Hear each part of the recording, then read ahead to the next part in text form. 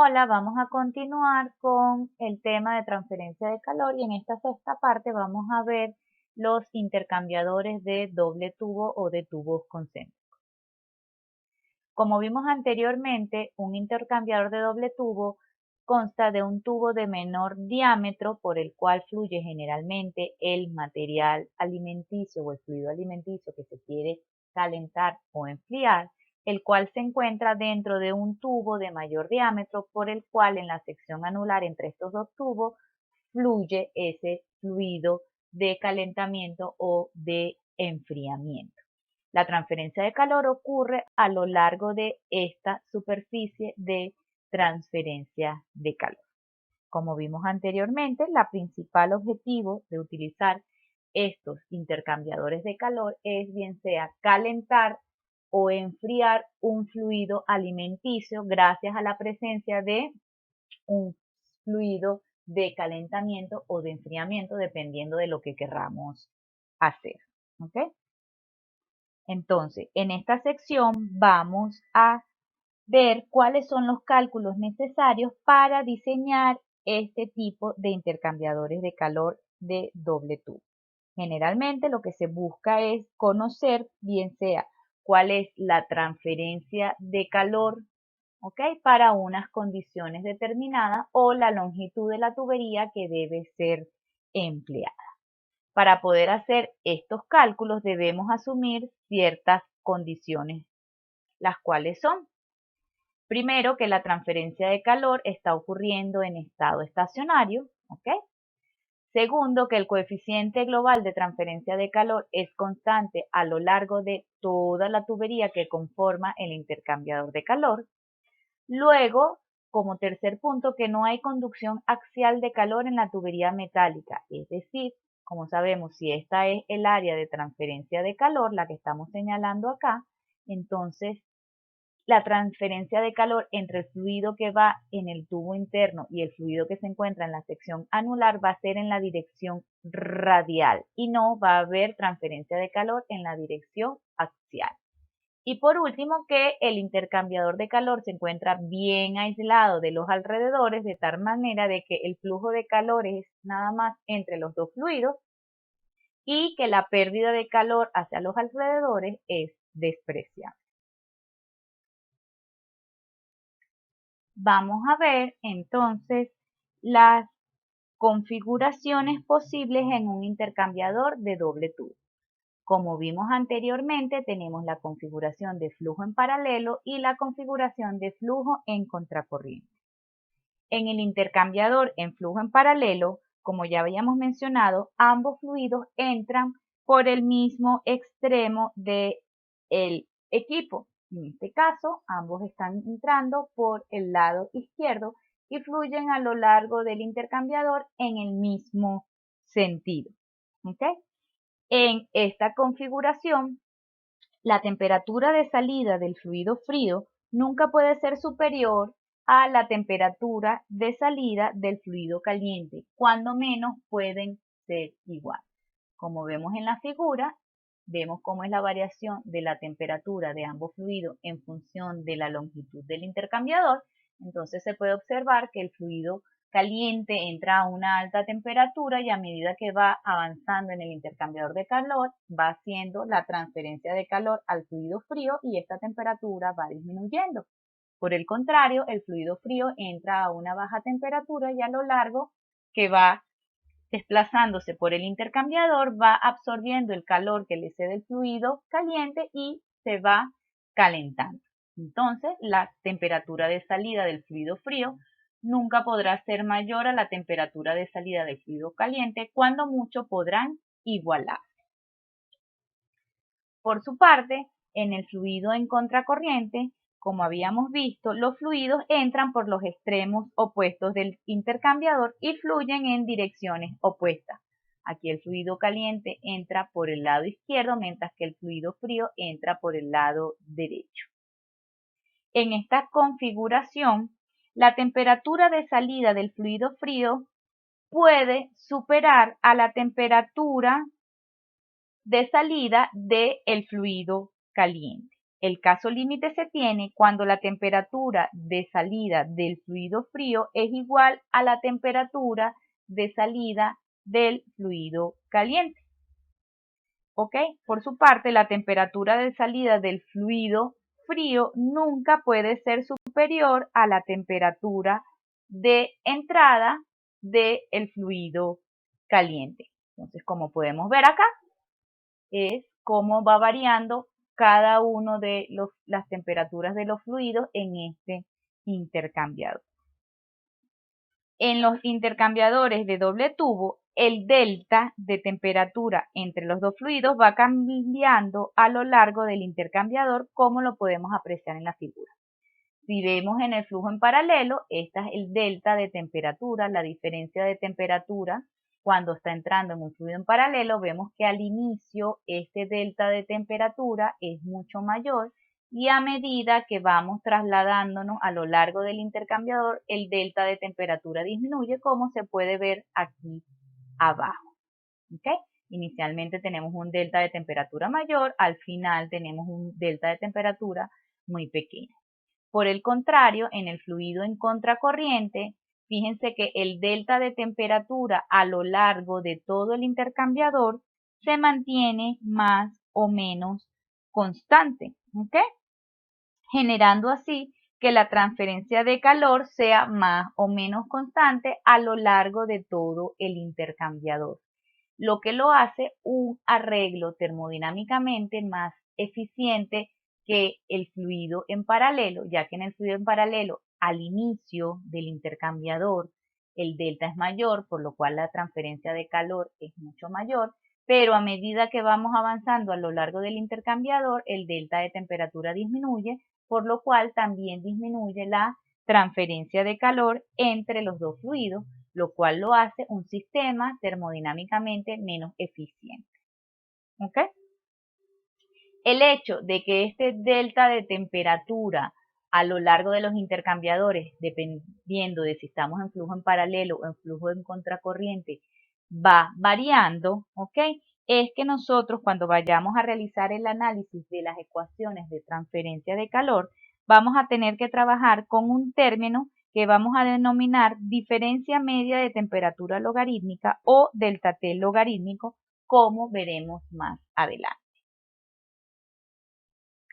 Las ecuaciones a utilizar para el estudio del intercambiador, de los intercambiadores de doble tubo son estas que se presentan acá. Fíjense que es una ecuación como la que vimos anteriormente de transferencia de calor, donde Q, el calor transferido, es igual al coeficiente global de transferencia de calor U por el área de transferencia, pero fíjense que aquí tenemos, en vez de un delta T, tenemos un delta TL. Esto es lo que estamos llamando, o lo que vamos a llamar, la diferencia media de temperatura logarítmica o delta T logarítmico, el cual viene dado por esta expresión que tenemos acá en la lámina. Cuando tenemos intercambiadores de doble tubo de múltiples pasos, vimos en la sección anterior que podíamos tener de un solo paso o de múltiples pases, ¿ok? U otro tipo diferente, se emplea entonces un factor de corrección F y se utiliza la ecuación que dice que el calor transferido es igual al coeficiente global de transferencia de calor por el área de transferencia por ese factor de corrección F por el delta T logaritmo. Ahora vamos a ver de dónde se obtiene esta expresión del delta T logarítmico. ¿Ok?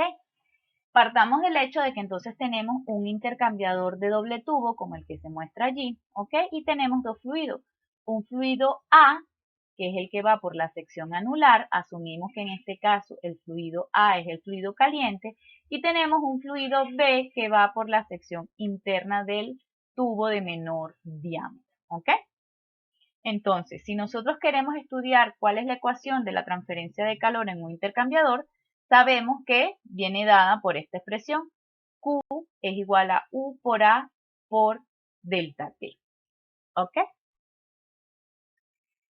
Luego, tenemos entonces que si nosotros graficamos cómo es la variación, ¿ok? De ese delta T, ¿ok? En función de la temperatura del fluido B, tenemos que el delta T cambia a lo largo de la longitud en una relación lineal con la temperatura en este caso lo estamos haciendo con la temperatura del fluido caliente, ¿ok? Como habíamos visto inicialmente, estamos trabajando, el delta T1 es mayor y luego va variando, va disminuyendo ese delta T, ¿ok? A medida que se va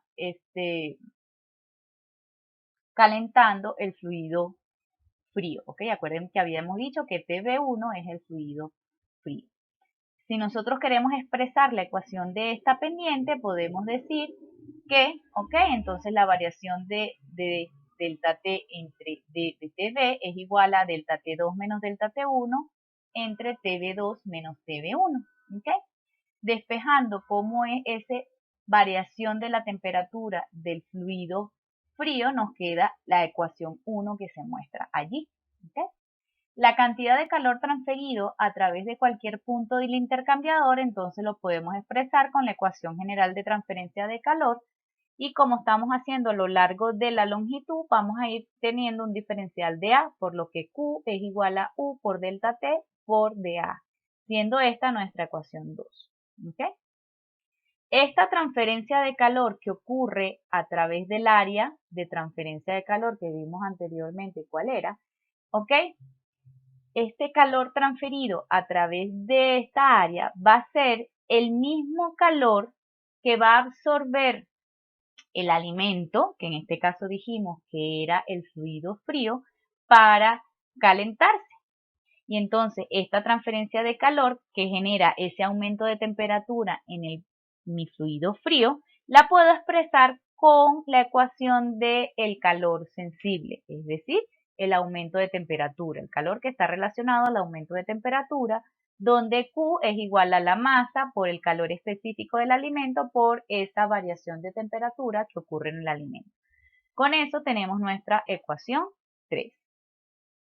Luego, si igualamos 2 y 3, es decir, aquí lo que estamos diciendo es el calor que se necesita para aumentarle la temperatura a mi alimento va a ser igual al calor que se transfiere a través del área de transferencia de calor A. ¿Ok? Esto sería nuestra ecuación 4. Sustituyendo la ecuación 1, que era la expresión de la pendiente de la variación de la temperatura, ¿ok? De la recta, en esta ecuación 4 tenemos esta expresión que se muestra acá, que rearreglando la expresión, ¿ok? De tal manera de dejar el término de A de un lado y el término, ¿ok? De delta T del otro lado e integrando, encontramos esta expresión que tenemos acá, ¿ok? Donde podemos ver que MCP delta TB, ¿ok? Esta variación de temperatura, como habíamos dicho, es igual a Q, que es la cantidad de calor total absorbida por el fluido B. En este caso era el fluido frío. Entonces, si sustituimos toda esta expresión por Q y despejamos Q, lo que hacemos es que pasamos dividiendo esto para este lado y me queda esta expresión que está acá, que Q es igual a U por A por este factor de variación de temperatura, que es lo que se conoce como la diferencia media de temperatura logarítmica. Y de allí es que entonces encontramos cuál es la expresión de la ecuación de transferencia de calor que me permite evaluar los intercambiadores de calor de doble tubo. Es decir, Q es igual al coeficiente global de transferencia de calor por el área de transferencia de calor por ese delta T logarítmico o por esa diferencia media de temperatura logarítmica. Ahora vamos a poner en práctica estas ecuaciones que vimos anteriormente en la resolución de diseños de intercambiadores de calor de doble tubo. Para ello, vamos a utilizar el problema que se presenta a continuación. Tenemos un líquido alimenticio con calor específico 4 kJ kilogramos grados centígrados, el cual fluye en el interior de una tubería de un intercambiador de doble tubo. El líquido entra en el intercambiador a 20 grados centígrados y se calienta hasta 60. Es decir, estamos utilizando el intercambiador de calor para aumentar la temperatura y calentar nuestro fluido alimenticio. El flujo másico del fluido es de 0 2,5 kilogramos sobre segundo. ¿Okay? Para calentar entonces ese fluido, en la sección anular entra agua caliente a 90 grados centígrados en contracorriente. Estamos entonces utilizando una disposición en contracorriente. Y esta agua fluye a 1 kilogramo sobre segundo. El calor específico promedio del agua es de 4,18 y tenemos que asumir, como habíamos dicho anteriormente, estado estacionario. Entonces nos mandan a preguntar y nos mandan a calcular cuál es la temperatura de salida del agua, ¿ok? Entonces, la que va a permitir calentar el alimento, entonces ella entra a 90 grados centígrados y fluye a lo largo del intercambiador de calor y nos preguntan a qué temperatura sale para poder lograr el aumento de 20 a 60 en el alimento. Como segunda pregunta nos dicen calcular el delta T logarítmico. Como tercera pregunta nos indican que si el coeficiente global de transferencia de calor es de 2000 vatios sobre metro cuadrado grados centígrados y el diámetro interior de la tubería es de 5 centímetros, que calculemos la longitud del intercambiador de calor. Y por último, el punto 4 indica calcular todo lo anterior, pero en una configuración en paralelo. Vamos a ir resolviendo una por una. Primero, calcular la temperatura de salida del agua. ¿Ok? Como sabemos en un intercambiador, entonces tenemos un fluido frío, que en este caso es el alimento, que se calienta a una temperatura determinada y ese calentamiento ocurre gracias a el calor que le cede el fluido de calentamiento, que en este caso es agua caliente. Por lo cual, el calor que absorbe el alimento es el mismo que cede el agua, pero de signo contrario. ¿Ok? ¿Por qué? Porque, bueno, uno está absorbiendo y el otro lo está cediendo. Como estamos viendo que son procesos de variación de temperatura, lo podemos expresar entonces en función del calor sensible, es decir, MCP delta T de mi alimento va a ser igual a menos el NCP delta T de mi agua, porque uno lo está absorbiendo y el otro lo está cediendo. ¿Ok? Escribiendo y sustituyendo los valores, entonces sabemos que el alimento tiene un flujo másico de 0,5, un calor específico de 4 y varía su temperatura de 20 a 60 grados centígrados. Entra en 20 y sale en 60. Por su parte, el fluido de calentamiento, que es agua, es de 1 kilogramo sobre segundo, tiene un CP de 4,18 y entonces ella entra en 90 y queremos saber a qué temperatura sale. Sustituyendo y despejando, podemos encontrar que la temperatura de salida de mi agua es de 70,86 grados centígrados. Es decir, ella baja su temperatura de 90 a 70,86 grados centígrados para lograr un aumento de temperatura de un alimento de 20 grados centígrados a 60 grados centígrados. Con ello ya calculamos cuál es la temperatura de salida de mi agua. Luego me están pidiendo que calcule el delta T logarítmico. Buscamos la expresión de delta T logarítmico y les recomiendo que siempre hagan su dibujito. Como sabemos, estamos trabajando en una configuración en contracorriente, es decir, entra el fluido caliente y se enfría, ¿okay?, por un extremo, y por el otro extremo entra el fluido frío y se calienta. ¿Ok? ¿A qué temperaturas? Entonces, bueno, me están diciendo el problema que entra a 90 grados centígrados el fluido caliente y calculamos que salía a 70,86, mientras que el fluido frío entra por el otro extremo a 20 grados centígrados y se calienta hasta 60 grados centígrados. Entonces, siempre hagan este dibujito, que esto les va a ayudar a visualizar mejor cuáles los delta T involucrados. Entonces, el delta T logarítmico sería delta T2 menos delta T1 entre el logaritmo de delta T2 entre delta T1. Entonces, ¿cómo ubicamos cuál es delta T1? Entonces tenemos 90 menos 60, este es delta T1, y el delta T2 es el que se encuentra del otro lado, que sería 70,86 menos 20. Sustituyendo, podemos encontrar el delta T logarítmico, que es igual a 39,42 grados centígrados.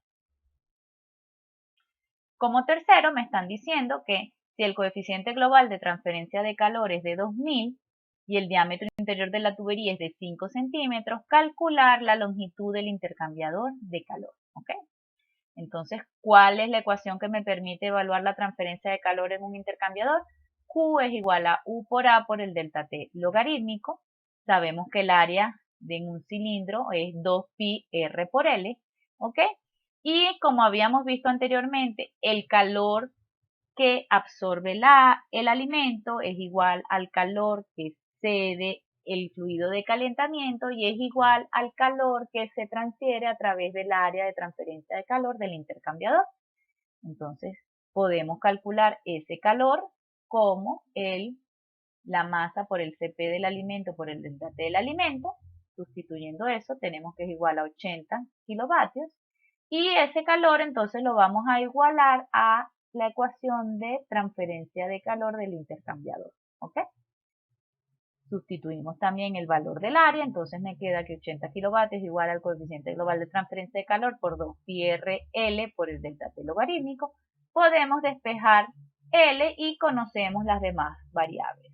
Conocemos el coeficiente global, no los del problema, conocemos el radio de la tubería y conocemos el delta T logarítmico porque ya lo habíamos calculado, con lo cual me dice que para que ocurra esa variación de temperatura en el alimento de 20 a 60 grados centígrados, utilizando agua a 90 grados centígrados como fluido de calentamiento que entra a 90 grados centígrados, necesitamos una longitud de 6,46 metros. Luego, por último, nos dicen calcular todo lo anterior para flujo en paralelo. Entonces, bueno, ustedes hacen lo mismo que hicimos para el flujo en contracorriente, lo único que ahora hacemos nuestro diagramita de cómo es la variación de las temperaturas en función de la longitud del intercambiador para la configuración en paralelo. ¿Ok? Entonces, acuérdense que el perfil de temperatura es el que se muestra acá, donde inicialmente tenemos un delta T mayor. Luego ese delta T va disminuyendo hasta que se llega a un delta T final, delta T2, ¿ok? Como el que se muestra acá. Ubicamos igualmente los valores de mi fluido caliente entra a 90 grados centígrados, ¿ok? Sale a una temperatura de salida que me la está mandando a calcular, la cual en este caso es igual a 70,86 porque este valor de la temperatura de salida solo va a depender de cuál es el rango de temperatura al cual yo estoy calentando mi alimento y se mantiene siendo el mismo rango, es decir, el alimento pasa de 20 grados centígrados a 60 grados centígrados, por lo cual la temperatura de salida de mi fluido de calentamiento, en este caso el agua, es la misma que en la configuración en contracorriente. Luego, entonces, con estos delta T, porque varían las temperaturas, calculamos el nuevo delta T logarítmico que nos da 31,8 y de la misma forma que en la parte anterior calculamos la longitud que en este caso es 8 metros de largo. ¿Okay?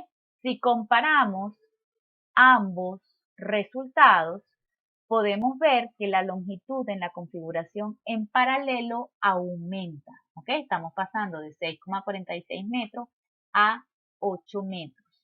Es decir, que para yo poder aumentar la temperatura de mi alimento en 40 grados, es decir, pasarla de 20 grados centígrados a 60 grados centígrados, en una configuración en paralelo, fíjense que necesito una longitud más larga. Con esto se me está corroborando lo que habíamos dicho anteriormente, que la transferencia de calor en la configuración en paralelo es menos eficiente es menos eficiente termodinámicamente, porque para lograr el mismo cambio de temperatura necesito una longitud mucho mayor. ¿Y por qué ocurre eso? Porque fíjense que el delta T logarítmico, que es como que la media, ¿ok? De cuál es el delta T a lo largo de todo el intercambiador de calor, fíjense que en la configuración en paralelo es mucho menor. Entonces, al ser menor, ¿ok? Casi 8 grados menor, este delta T logarítmico en la configuración en paralelo en comparación con la configuración en contracorriente, quiere decir que la transferencia de calor es mucho menor. ¿Ok? Disminuye. ¿Ok? Acuérdense que el calor transferido va a ser directamente proporcional a esa variación de temperatura entre los dos fluidos. Al yo tener una menor diferencia de temperatura entre mi fluido frío y mi fluido caliente, quiere decir que entonces voy a disminuir también la transferencia de calor. Por lo cual, para yo lograr la misma variación de 40 grados en mi alimento, necesito una longitud mucho más larga. Entonces, con esto estamos corroborando que la configuración en contracorriente es termodinámicamente más eficiente que la configuración en paralelo. Y como siempre, les dejo un problemita para que pongan en práctica lo visto. Muchas gracias.